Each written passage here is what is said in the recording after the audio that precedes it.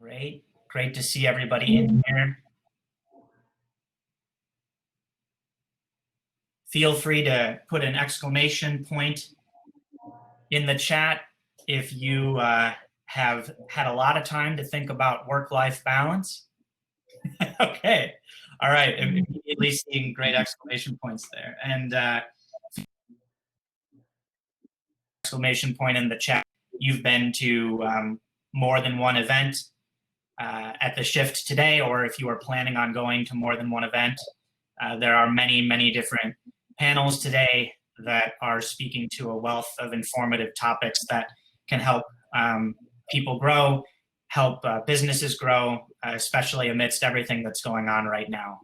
We are, let's use our buzzword and cliche term once. We're gonna burn our one-time use of saying that we are living in unprecedented times, but the fact that we are able to come together in a fashion such as this and connect with each other from all over the world, that's something that's really special. And I think that these times are pushing entities and companies and people who speak that language and people who are able to connect digitally. It's pushing all of those strengths to the forefront. And indeed, I think what we're doing today represents one of the greatest aspects and facets of globalization that we have as one world right now. So to be able to support that with our voices today and to be able to create an engaging dialogue on that front, that is indeed very special. And it's something that we should all be really happy to be taking a part of. So let's just take another 30 seconds here and then we'll get started. Feel free to put in the chat where you're from, the country you're from, the city you're from, so that we can see a little bit of where people are coming from all over the world.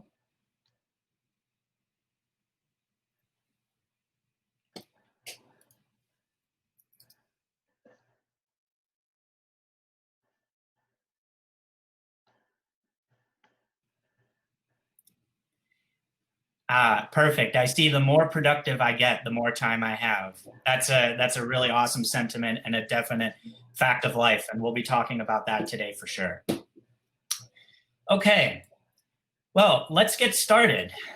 Hello and welcome everyone to the Shift our work-life balance panel discussion. Many thanks to everyone for being here with us today to talk about the incredible and imperative importance of work-life balance amidst all the changes happening right now with COVID-19 and everything else happening across the world. My name is Brandon Johnson, and I will be moderating this panel today. I'm a writer and screenwriter, and I work with executives, production companies, and publishers to sharpen their slates of projects for acquisition, full sale of rights, licensing, and distribution. I've also been on the Fiverr platform for 5 years as a pro seller.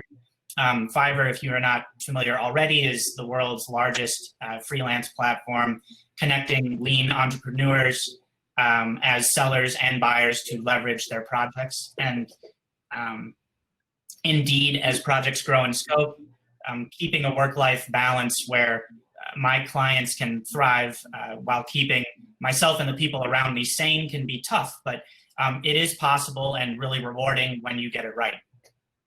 As businesses continue to connect with customers, brands push to elevate their engagement, and individuals seek new opportunities. Finding a way to thrive professionally while still taking time for yourself, friends, and family can be a major struggle. To talk about how you can maintain a work-life balance that helps you not only survive but thrive, we have the fantastic Natalie with us. Natalie is an organizational development consultant and personal coach, and she runs Coaching for Awareness at coachingfораwareness.com. We also have Marvin with us today, and Marvin runs Dope Black Dads, which empowers and connects Black fathers who are entrepreneurs who are looking to leverage their own businesses and take their projects to the next level as well. So before we begin, I'd love for each of you, Natalie and Marvin, to tell us about your version of work-life balance, and what are your keys are to maintaining that balance, and just introduce yourselves a little. Natalie, would you like to start? Great, thanks, Brandon. So I'm based in Johannesburg in South Africa, since we're all writing down where we come from. And as Brandon said, I split my time between personal coaching and working as an organizational development consultant. I do facilitation and coaching under the headings of leadership, team alignment, culture work, and various other organizational development areas. Yeah, and when it comes to work-life balance, it's an interesting topic because for me, I think that people often talk about this as if it was a problem, right? Work-life balance being a problem that can be solved. But as we all know, it is not a problem that can be solved, right? It's a lot more like a dilemma, which is never really going to be solved. We have these competing imperatives of the demands of work and the demands of our personal lives. And for me, it really is much more a negotiation. When I've confronted this thing in my life of work-life balance, it's always felt like a judgment, like something I'm trying to do and never get it right, and something else that I can start being hard on myself for, or judging myself for. So it really is a negotiation in my mind. And it starts with understanding ourselves and understanding what it is that we need, right? If we don't know what we need, it's very hard to ask for it or to create it. So that for me is the starting point to this topic, to how I would support my clients in broaching this topic. Yeah, thanks, Brandon. Great.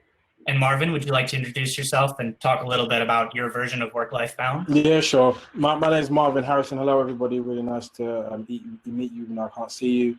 I'm the founder of Dope Black Dads. Dope Black Dads is a digital safe space for Black fathers to connect on the biggest issues that are impacting them around the male parenting experience, masculinity, mental health, identity experience. As well as that, I am a full-time strategist in advertising, although I just launched my own consultancy supporting businesses on a range of products, anywhere from content, brand planning, all the way over to cultural transformation, which is our newest service that we've been offering, which is ultimately a hybrid between Dope Black Dads and the strategy that I work on. So I'm not sure if that was clear, but ultimately, my life is very busy. So I work pretty much most days, all days, weekends, evenings. And look, part of it I don't call work. The stuff that I do with the dads, we have a podcast, we have community events that we do. There are partnerships that we partake in. We have a whole platform. That part, I don't really call it work. I really enjoy it. It's what I would do, but there are work structural elements to it. And then in my actual job, 9 to 6, what I do, that balance of trying to do something aspirational as a father, which has dope and dad in the title, which is highly aspirational in terms of a balance of being in your family's lives, playing a positive role, being present when you are there, understanding you have a community of people who are connected to you, that you are responsible for in many ways, that you actually have a job. So very similar to what Natalie said, is that it is an unsolvable problem. I think what you have to do is find a very clear way for you to work based on your own values. And years ago, as I started discovering more around this topic, I just decided that I will do balance that is workable, possible, and the ones that bring me the most joy.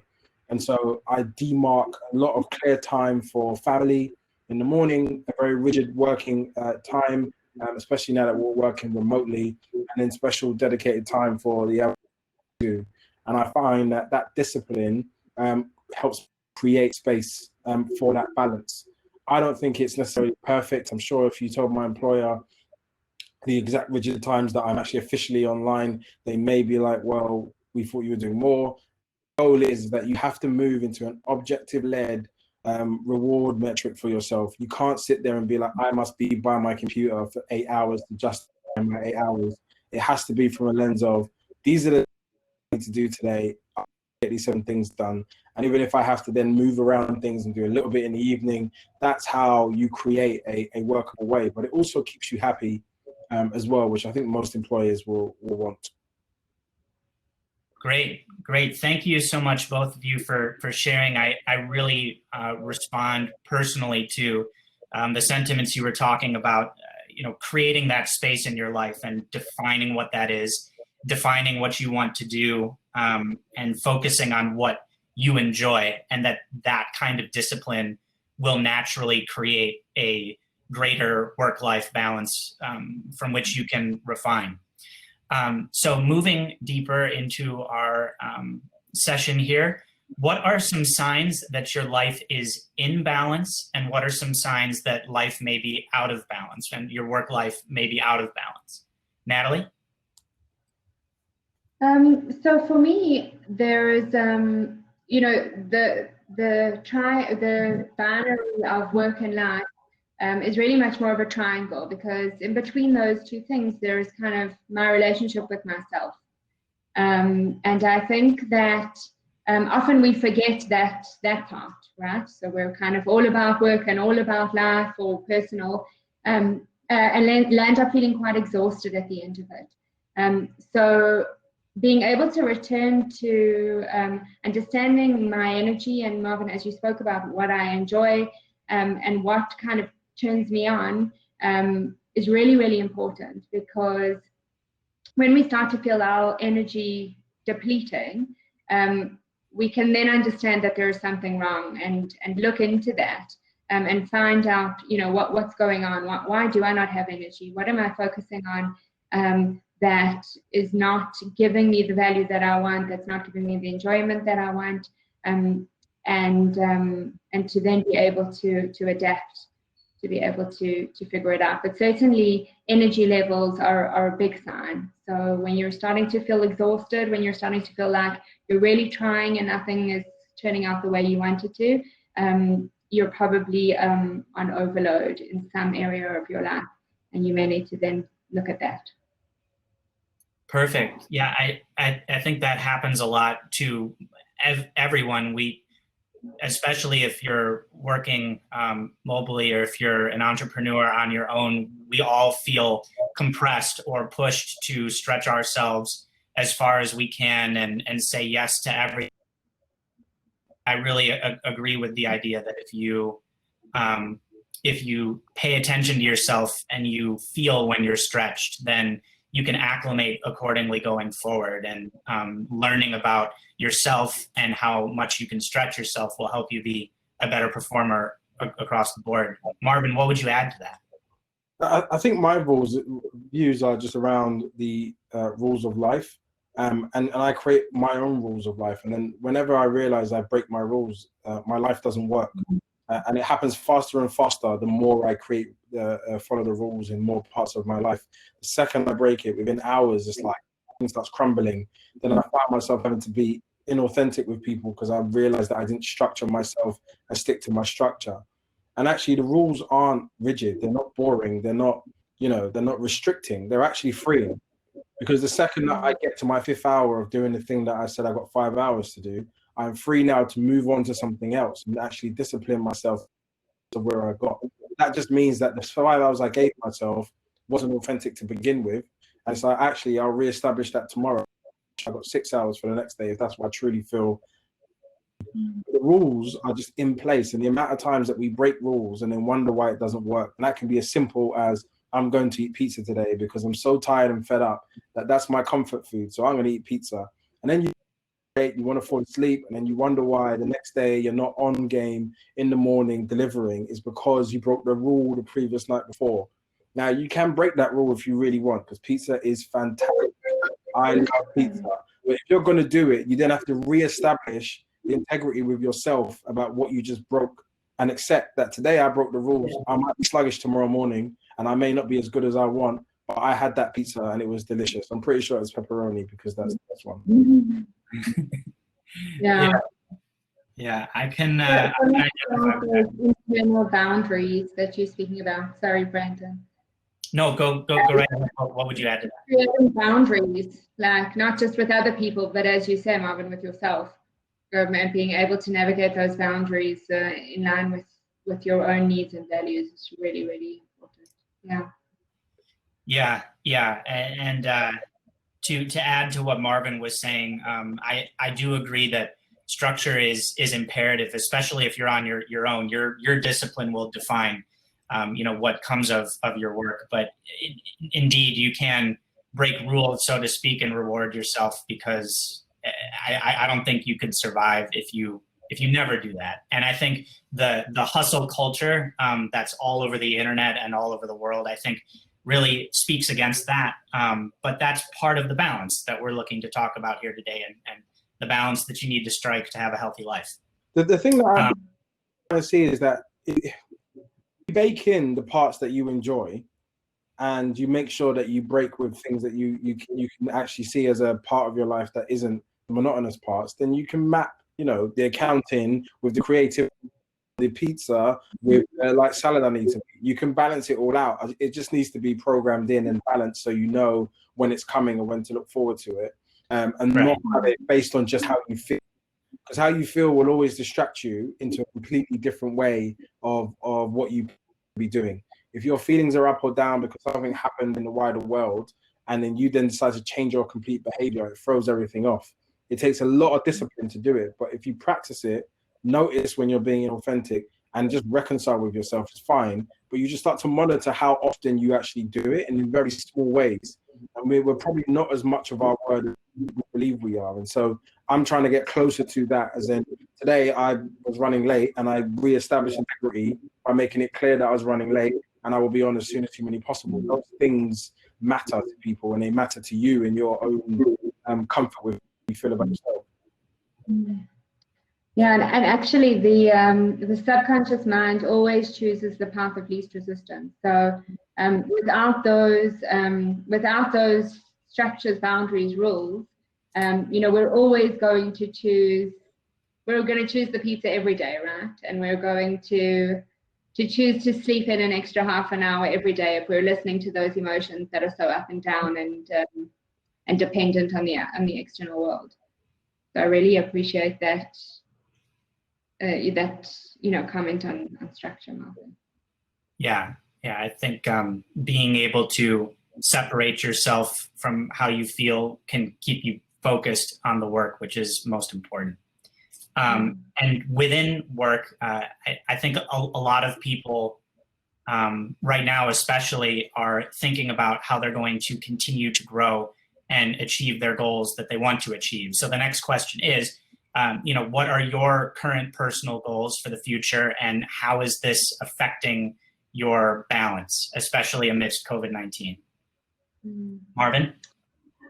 Yeah. For me, my success basically looks like keeping to the values that I created, and very much as I communicated earlier, when I created the person that I wanted to be, because I realized that when I'm that person, I enjoy life so much more. I didn't fatigue as much. I didn't get I didn't get anxiety as much. The only time I get fatigued and lost on track is when I'm not being authentic about how I feel or what it is that I'm trying to do, and I don't tell people that I can't meet that deadline because I'm trying to complete to the original word that I made. If I have a 5-day deadline and 3 days in I realize it's not possible, I've got to get in contact and say it's not possible in 5 days. I need 2 more. And if I don't say that, then I spend all of that time worrying about failing this task rather than actually enjoying it and delivering. So it becomes really powerful just to maintain the values of a person as much as humanly possible. That's how I find any form of success. I don't really measure the rest of it, because if I am talented and skillful and I connect the way I want to be to those things, then I'm able to do those almost from a position of if you can play football or soccer, I'm not sure what the local how you destroyed our sport, but if you play soccer very well, and then you just be authentic, you work hard, you're polite to everyone in the staff, you just be those 3 things, but you can play, those 3 things will improve your ability.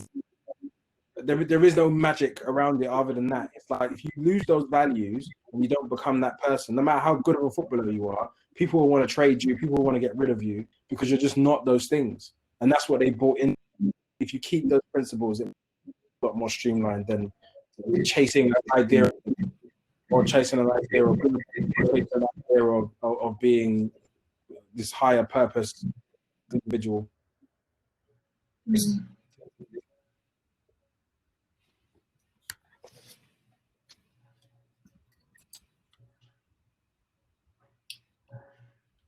Have you lost me? Can you hear me?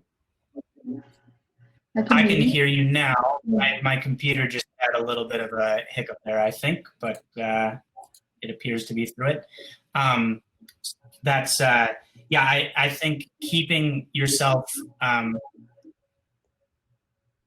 the fundamentals of who you are and not letting that change, even if your goals and ambitions change. If you're able to stick to your core fundamentals and maintain your authentic self, then success will naturally come. I definitely agree with that. Natalie, what would you add? Yeah, I completely agree with that. And I think, I mean, certainly from a COVID-19 perspective and from how things are at the moment, it's been a big challenge for me in terms of my personal values, because, you know, I do this work, the work that I do, because it's about people and it's about connection.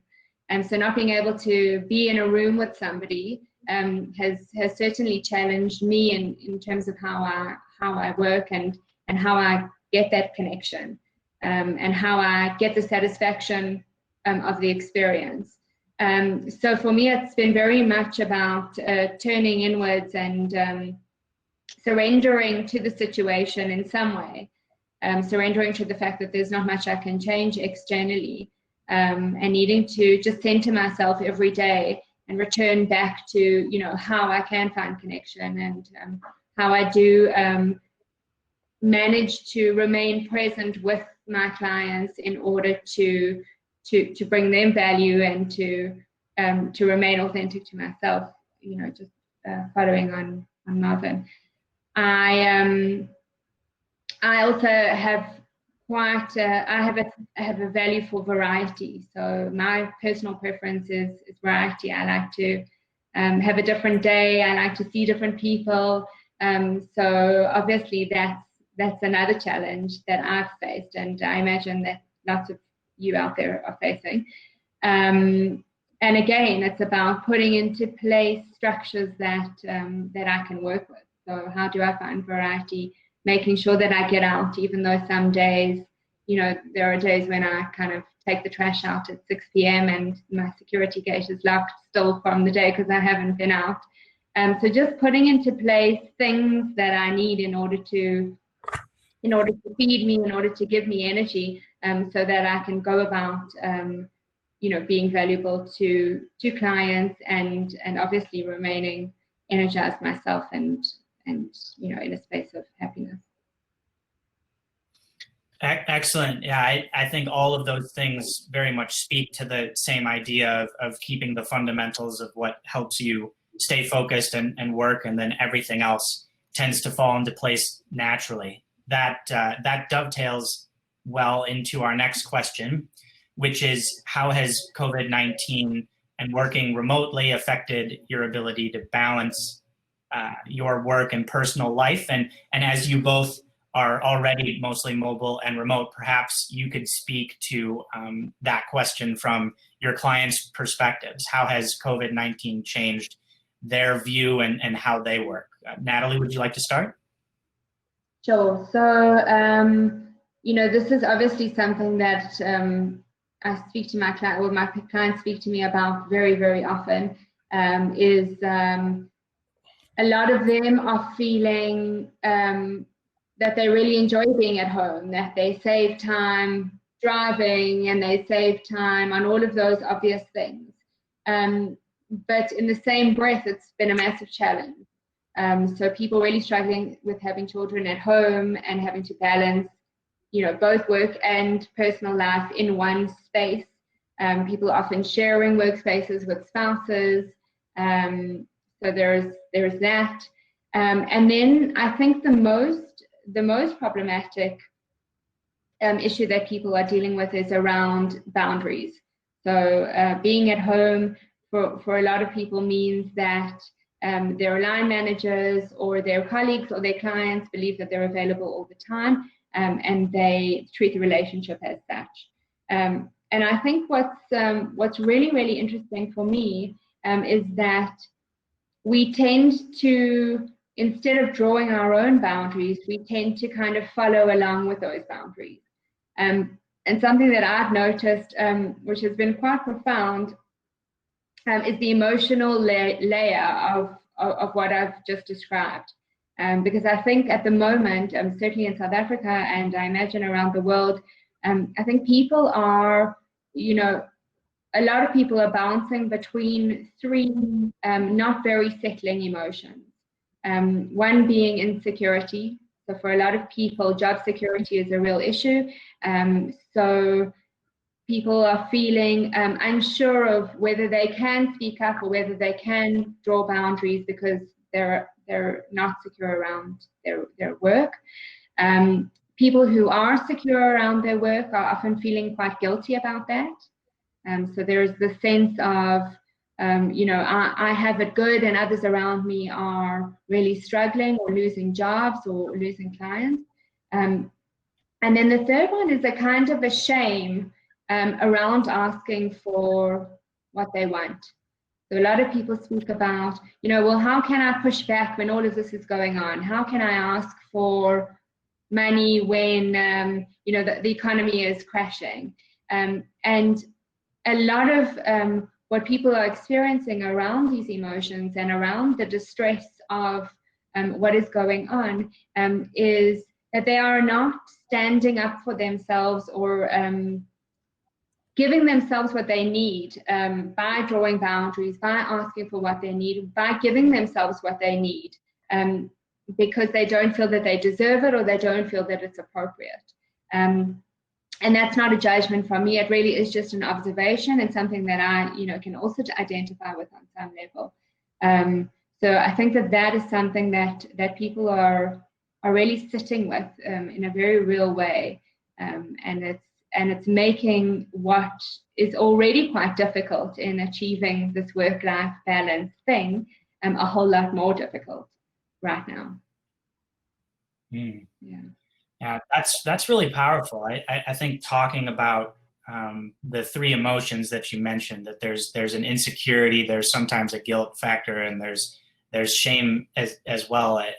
In dealing with everything that's going on all over the world right now, I think it's important to remember that those who step forward and step up and rise to the occasion are going to be the ones who succeed. Everything is changing for everyone right now. So if you're insecure about your job security, don't be afraid to step forward. If you have guilt, guilt is often a quote that I've heard is that guilt is like wishing for failure often. It's not entirely, but if you dwell on something like guilt, that's time and energy and emotion that you're spending, not focused on what can help you succeed. And I know the shame in asking for help, if you need it, can seem like a big hurdle, but it's like getting a shot. Like you're going to be better once you step up and ask for help if you need it. And I think the fact that a lot of people are here today is evidence that people who are taking advantage of the resources around them, those are the people who are going to succeed. Marvin, what would you add to that? For me, I think everything I've said before this point has been about the concept and about how conceptually you try to execute the best version of your plan. I think the test has been now. And so you never know who you become in these kind of traumatic, these large events in your life until you're actually in the moment on the court with it. And I found that this has definitely been the test in between COVID-19 and Black Lives Matter being a prominent factor. I've definitely seen the testing of my empathy, my patience, my anxiety, my frustrations, my every spectrum of masculinity has been on show in the last couple of months. And I think where that really comes down to is just the your attempt to try to execute these things only come to life when you're under this level of challenge. Found the challenge to be very difficult. I went from originally trying to, bearing in mind, as I said, I'm a parent, so trying to structure this and be very rigid. But children don't respond to that level of structure. They're free human beings. They haven't created the negative habits that adults have, which is like working to death and sitting in a corner for 45 minutes. They want to be free, and they also want you. So creating this rigid structure of what I can and can't do was the first. But then I realized that actually the structure still can have lots of freedom in it. And so like, this is a free half an hour, what do you want to do? And like enrolling them in that type of, in that way of thinking. And my clients having to accept that I just can't be, you can't just throw time in my diary and think I'm going to be online to take you through this project because it suits your opinion. Yeah. It's like, we've had to accept that it's always a suggestion and I may need to move it, and we're all going to have to figure out how we can get there. As the strategic lead on this project, and it's humanized a lot of people in the work environment which weren't humanized before. It was always go, do, achieve. Outside of all your consequences had to be suppressed. There were people who had people dying that were being asked to return to work at a reasonable time or just contribute a little bit here, and people who were sick and still try to work, and you try and work through every single major life event in your life because you feel like if you don't, then you outside or the underperformer. What we're seeing now is that people have had to accept that the work is not the be or an end all, and it's actually been pretty amazing to watch what happens when you start moving things around for real life events. And so by creating space for my kids, I've fallen in love with my kids all over again in a brand new way, understood them in a way I didn't understand them before, and I've just had an amazing time in the end. What I definitely will say is there were days where I was staring at my laptop like, I don't know, to throw this thing, set fire to this thing. I don't know what to do because nothing is working. But at the end of it, it all just, when I stopped fighting it and allowed it all to happen, I just found a lot more peace. And my clients all supportive in doing that. So I have a lot of gratitude to them. Yeah, I would definitely agree with that. The fact that we are being tested on every vertical on the court right now, like you're saying, I think it's pushing a lot of people and young businesses and established businesses and corporations. This is indeed forcing them to be more thoughtful and mindful about the little things that have long been, not to make this sound too jaded, but it's like a lot of companies could sweep these things under the rug for the sake of progress. But this is casting a lot of that out into the light. And perhaps to burn our other cliche thing we can say here just one time, the silver lining of some of this is that perhaps we will have more thoughtful community around a lot of those things. And, Marvin, you were speaking about your kids. That is our next question. For those who have kids, how have both yourselves and your families and your clients, how have they been able to handle childcare and work, especially with dope? And, that's going to be a big piece of almost every group that you work with, person that you work with. And Natalie, I'm sure a lot of your clients and companies that you work with are looking at that kind of protocol as well. Would either of you add anything specific to that point about how childcare is being handled, Natalie? I think it's a really tricky one, especially with children at home and needing to be homeschooled. So parents splitting their time between work and looking after kids, it's a big deal. Marvin, I think that you'll probably have better first-hand experience with your own kids. But I do hear a lot what you've said around people really enjoying and getting to connect with their children in a way that they haven't before. So that's a theme that comes up a lot. Is this real love for being at home in that way, but also a whole lot of stress. And I think the other thing is people are finding they don't have time for themselves. So I mentioned earlier the relationship with self as being really important, but it's a huge challenge to find time to nurture that relationship when, especially under these conditions. and especially with sort of work and life sitting on our heads all in one space. So I'm not sure I have any answers to that, but certainly acknowledging the feelings that are coming up for the people that I speak to, and the difficulty that they're having around that. Yeah, there's so many pieces of this and these times that weigh on perhaps not just children, but all family relationships as we're coming closer together, and learning how to balance that is certainly a major thing that I think everybody is struggling with. And indeed, sometimes you have to make sacrifices in order for those things to work. So when you have to make sacrifices, how do you decide what comes first? Is it work that usually takes the brunt first, or is family? Is it different depending on this situation?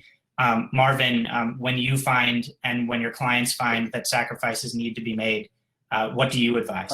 For me, it's always a work sacrifices first. But what's really interesting is when I'm not present or I'm not paying attention fully to what's important, I find myself trying to hush my kids or move my kids to a corner. The reality is that they're in their home and they're having the time of their life. They're playing in all sorts of toys and doing all sorts of things.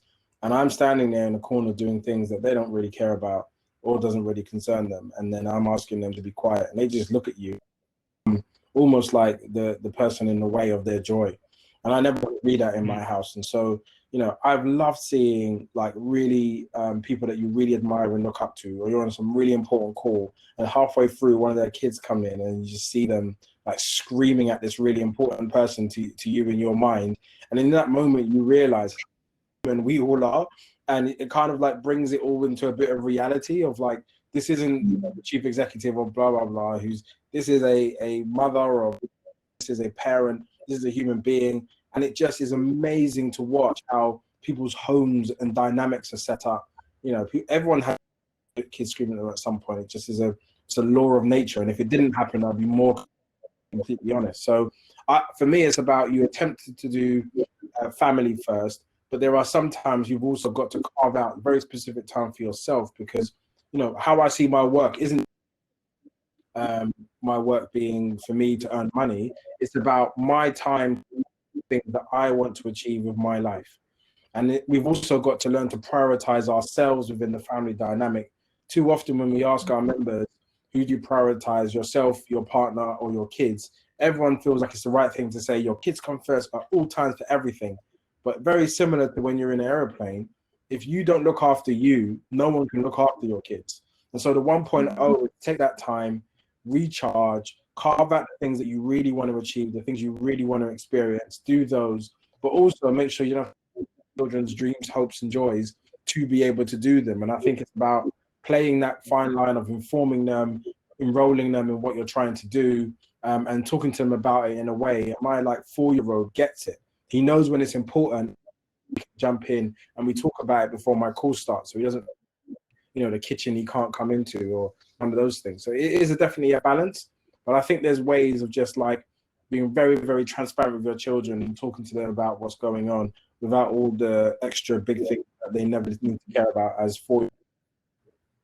Yeah, that's huge, because that connects to what Natalie was saying. Like what you're talking about, Marvin, and sort of managing the home and communicating with your children. Like you could easily feel guilty about that situation. You could easily feel insecure about that situation, and it would totally be acceptable for parents to feel shameful about interrupting their children who are in their home and having the time of their life, right? But if you are engaging and if you have that conversation with them, that goes back to the overall principle of like setting boundaries, reinforcing the fundamentals of what will set everybody up to minimize perhaps what you have to sacrifice. Natalie, I would extend the same to you, and perhaps in your working with clients and companies, how are companies changing how they look at sacrifices that they have to make to accommodate people who are working from home? So, you know, I think that companies are, certainly the companies that I'm working with are really showing compassion for the situation the best that they can. But ultimately, I think that if individuals don't set their own boundaries and carve out their lives as they need to, I don't think that businesses or organizations are ever going to do that for us. So I certainly think that there are evolving rules and conditions that are coming up now, especially during COVID, that are going to change the way we work, entirely. But ultimately, as Marvin was saying, we all need to prioritize ourselves on some level, and then go out and create that by, setting boundaries, asking for what we need, pushing back when we have to, saying no to pieces of work that aren't our responsibility, all of those things. The organization is always going, especially a big organization, is always going to prioritize performance and success. And even companies that are really, really good at looking after their people, and companies that really value people, even then, it is still really up to us to do it for ourselves, because I don't think that we are ever going to get what we need without that sort of personal intervention, standing up for ourselves or being in our own corner, so to speak. Yeah, I agree with that, especially from the standpoint of not hiding your insecurities or guilt, and stepping forward and communicating with the company that you work for in order to get the end result that you're looking for. Because I do agree, Natalie. I think a lot of companies are focused on, like their eyes and their vertical and all of that. And like your home situation is important to them because they want you to be productive and succeed, but they're not going to reinvent the wheel to accommodate the individual. So yeah, of course, every situation is different, but I would not be afraid of stepping forward and asking for what you want. Absolutely. Yeah. I just wanted to just comment on when you were talking, Marvin, it really reminded me of I once was working with an EXCO member at a large bank in South Africa, a very sort of important, empowered woman. And somebody asked her the question of, how do you be a mother and a high-powered businesswoman at the same time? And her answer was very much what you were saying, Marvin. She said, I don't get that much time with my kids, but when I'm with them 100%. And my phone is off, and my email is off, and I'm there, and they know that I'm there. And I think that is so, so important. It's like we do only have 24 hours in a day, but how we show up in that time, is super important. I can be present in body, it doesn't mean I'm really there. And I think kids really pick up on that more than we may like to think. Yeah, they're children, so we better give them the best end of the stick now. So we are coming up towards the end of our time here.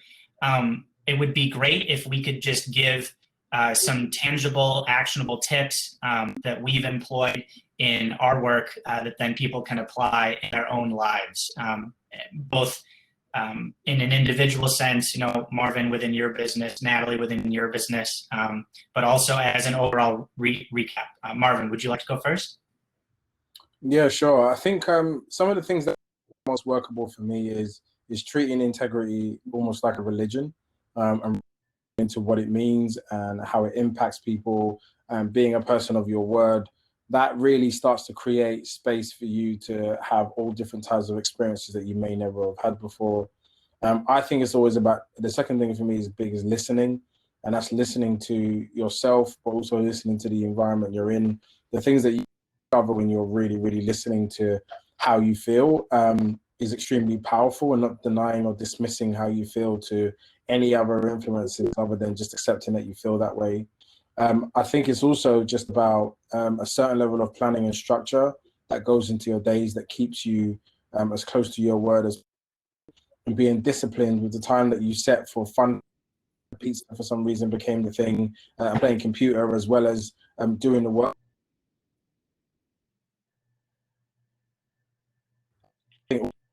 Clear escape the thing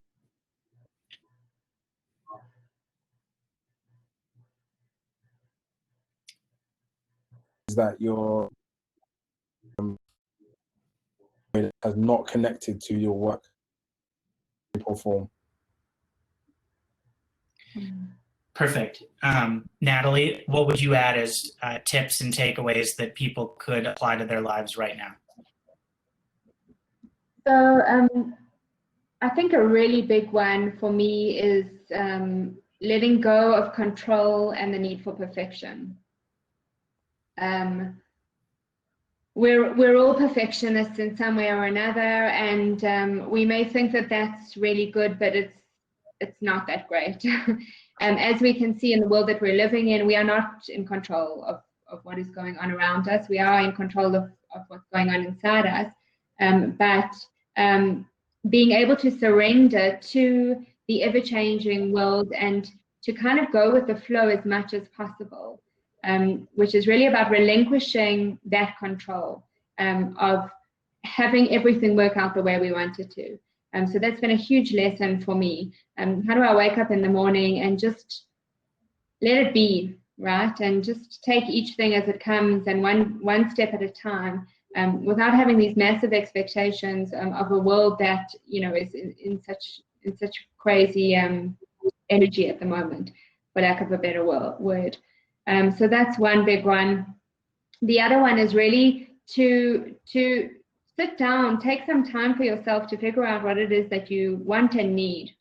And perhaps it's just what you want and need right now in order to get through this time, in order to sit it out for as long as it's going to be this way, to figure out what you want and need, and then to set boundaries for yourself, and to have enough love for yourself, enough respect for yourself, to then make those boundaries real, to ask for what you need from people around you, to give to yourself the cares and pleasures that you need in order to be energized and to be joyful, to create your life more or less in a way that you can go to bed at night and feel like you may not have had a perfect day, but you had a day that sits right with you, that is aligned to who you are and what you need and what you want and what you value, and what is important. It's a bit of a process, but it definitely starts somewhere. So if you're not doing that already, yeah, give that to yourself as a gift, a COVID-19 gift. Yeah, I agree with that for sure. I would say in my life, like we've talked about in many different respects, people are more closer together, especially when it comes to the household and family than ever. Everybody is more in everybody's space, and paying attention to that of what everyone else has going on will really help create balance within the home that will then naturally dovetail into creating greater balance in your work. I think, Natalie, your comment about letting go of the need for perfection is key, because at the end of the day, we are all trying to cross the finish line on the next thing that we're looking to do. And over scrutinizing what that is and trying to make it perfect is likely only going to waste more time and energy. And if we focus on just getting things accomplished, that's going to create a more perfect work-life balance that will make everything seem and feel more perfect. And to that point, right now, there have never been more opportunities and resources digitally, especially amidst the COVID world and how our world is going to operate hereafter, to go out there and define what you want to do in life and achieve your goals and your dreams. So it's important to remember that and know that the resources are there for you. The power is in your hands, and your life can be exactly what you define it to be. And I think that's one of the most important takeaways for today, that when everything is in chaos and there's so much from everywhere, it's important to know that only affects you if you let it affect you. And staying true to your authentic self, to your core, keeping your fundamentals, defining what you want to do and focusing on what you enjoy, that will naturally create a work-life balance, especially when you remember that part of creating that balance is remembering to be 100% present in the moment. If you feel like you have a small amount of time for family on any given day, if you show up to that amount of time with family and you're 100% present, a half an hour or an hour and a half can have tremendous value if you're not having to pay attention to your phone, your iPad, your computer. If you're truly present with the people you love, that love will only be more powerful, and that will give you the energy to keep going as you work. So I would like to thank everybody for being here today and staying engaged with us, Natalie and Marvin, for their absolute expertise and sharing their experiences with us as we all try our best to achieve the kind of work-life balance that can help us succeed. Natalie, would you have any other closing thoughts? I think the only thing that's popping into my head is this thing of the unknown. You know, we're really living in the unknown, in the depths of it.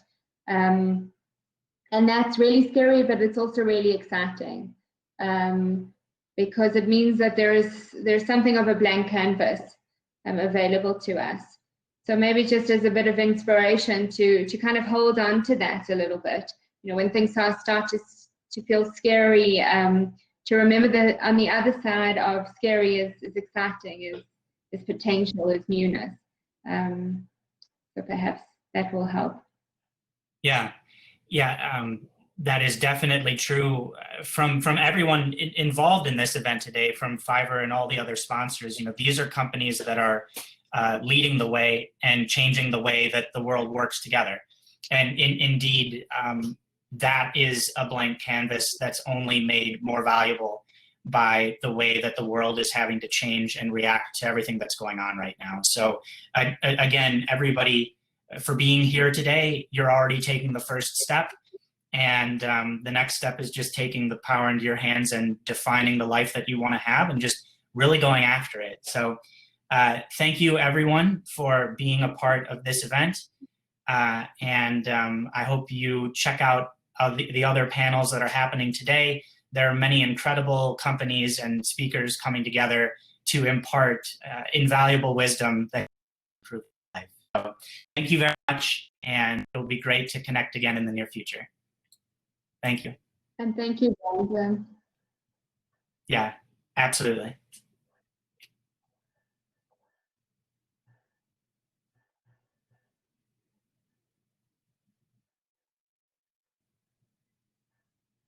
All right. If we have extra time here, perhaps it would be good to just answer a couple questions. I wouldn't mind doing that. Would you, Natalie? Not at all. Okay, perfect. Matt, Matt is with us from Fiverr today. He's helping run the tech side of things. And it's my understanding that he has been keeping track of some questions here. Let's see if we have any questions. Here's one. Okay, since most people are not remote, Zoom fatigue and working all hours of the day are becoming commonplace. Have you experienced this? How have you mitigated it? I would definitely say for myself, I've been remote for over 5 years. So when COVID hit, my wife working at home was something very new for her. And it was very much the status quo for me.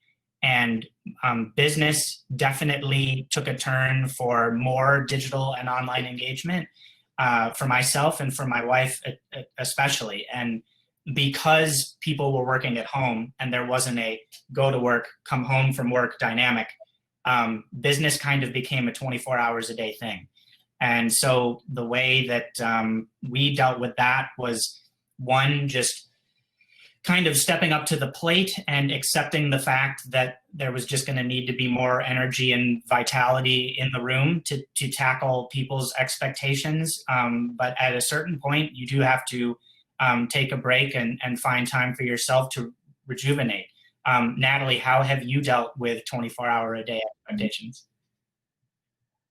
Yeah, I mean, it's interesting because I chose a career that meant I didn't have to sit at a desk all day. That was one of the criteria. And here I am sitting at a desk all day, and staring at a screen all day. So you know, I completely empathize with that. It is a real thing, and actually, you know, a lot of the way we connect with people happens in a very physical way, in our body language, in our eye contact, in the energy between people in a room. So what happens when we're on video is that our bodies are actually required to use a whole lot more energy in order to connect with the person on the other side of that screen. And that is a real thing. So anyone who's feeling that and thinks that they're going crazy, you're not going crazy. That is absolutely real. And the way that, you know, for me, firstly, at the end of my workday, I don't have energy to be on the phone or to be on video chats with friends and family. You know, and that's just the way it is. So my boundary is that if I have a full day of sessions, you know, my evening activity is, you know, a long bath or me in front of the TV or me with a book. It's not me on video chat because I just don't have energy left for that.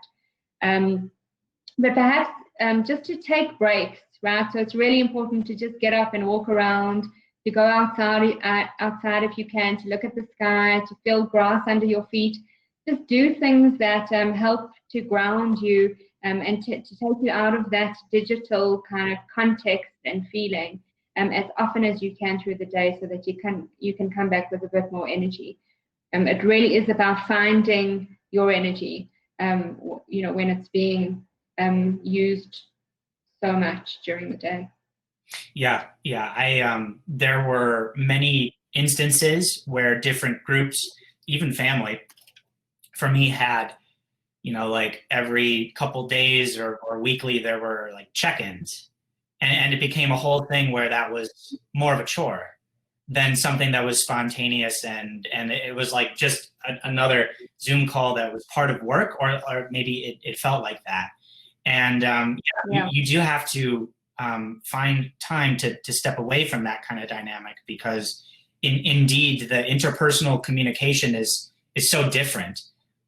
There's so much of, I think, body language that's lost. Just to riff on this a little bit, there's so much physical interaction that goes away, that you have to really compel yourself to engage with what you say. And so I think the key to that is just going back to the ideas we talked about staying focused on what makes you, focusing on what you enjoy, and saying what you mean.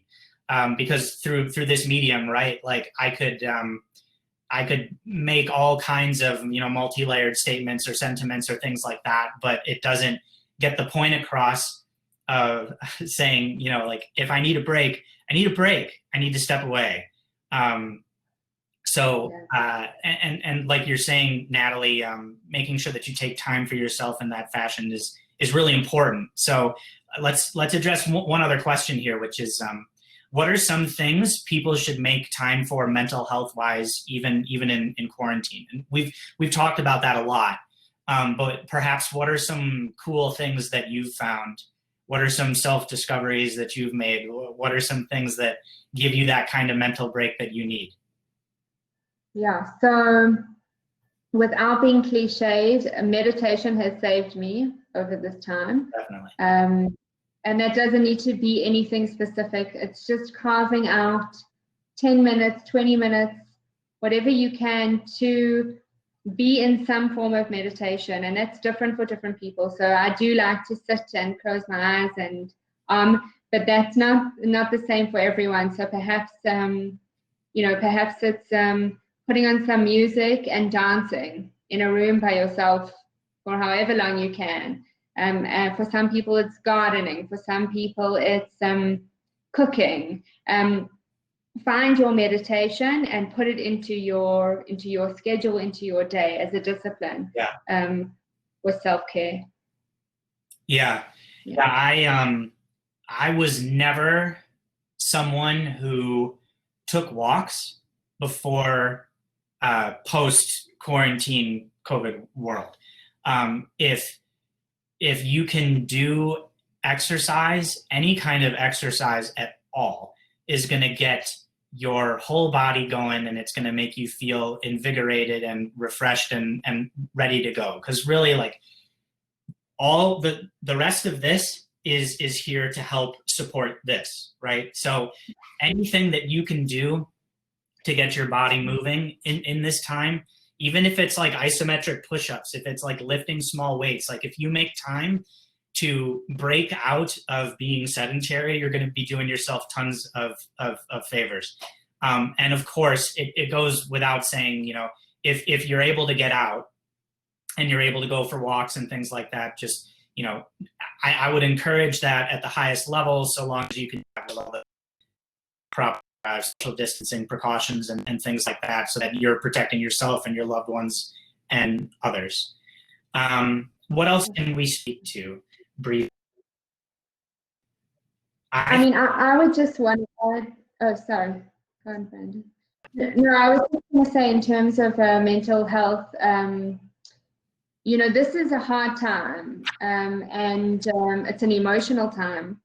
And you're probably going to or have experienced your emotions flying into all sorts of extreme places, right? From absolute anxiety to absolute fear to sadness to loss to grief to whatever it is. And sometimes it's not, it's joy and it's excitement. So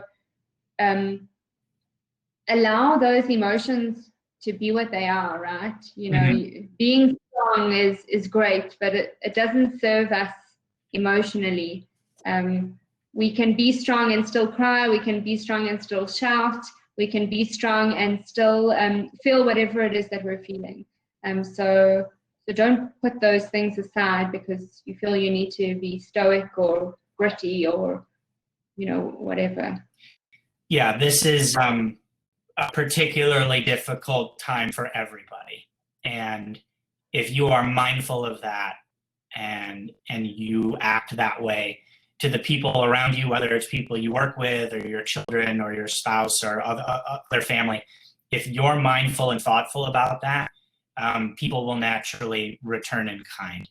And I think we're seeing a lot of that all around the world, and that is really important. I do hope that what all of this circumstances, perhaps, I hope what that creates is a more thoughtful and mindful business climate, as well as a way for people to take advantage of the resources before them to define their future, because more of how people work and live is going to become more and more digital, which is evidence of what we're doing today. But if you